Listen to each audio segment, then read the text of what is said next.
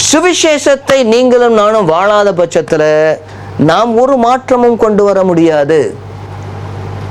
சபையிலே சுவிசேஷத்தை அறிவிப்பது ஒன்று, ஆனால் அன்றாடம் வாழ்வது வேறு.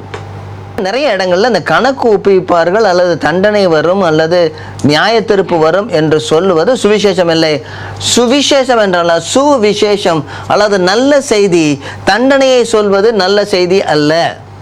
கணக்கு ஒப்புவிக்க வேண்டுமா? ஒவ்வொரு மனுஷனும் கணக்கு ஒப்புவிக்கணுமா ஆண்டவருக்கு? ஏன்? உலக பிராரமான எஜமானே ஒரு வேலையை கொடுக்கும் போது கணக்கு கேட்கறாங்க.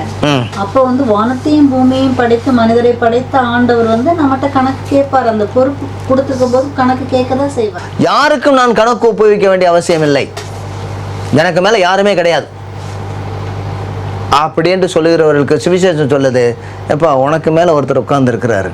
நீங்கள் அறிந்து செய்கிறீர்களோ அறியாமல் செய்கிறீர்களோ, ஆனால் நிச்சயமாக அறிந்து செய்தாலும் அறிந்து செய்தவனுக்கு அடிகள் அநேகம், அறியாமல் செய்வதற்கு அடி உண்டு, அடி கிடையாதுன்னு இல்லை. அவங்களுக்கு செய்தது உனக்கு வராதுன்னு நினைக்காத. இஸ்ரவேல் ஜனங்களுடைய பிரச்சனையே தான், எங்களுக்கு தண்டனையே வராது. ஆண்டவர் என்ன செய்யறார்? எங்க மேல ரொம்ப அன்பாக இருப்பார், எங்களை தண்டிக்கவே மாட்டார், தண்டிக்கிறதெல்லாம் மற்றவர்களை தான் அப்படின்னு சொல்லி இருக்கும் பொழுது ஆண்டவர் என்ன சொல்றாரு? இல்லை இல்லை, நீனும் இதே இதில் விழுந்தா உன்னே இதே மாதிரி நான் தண்டிப்பேன்.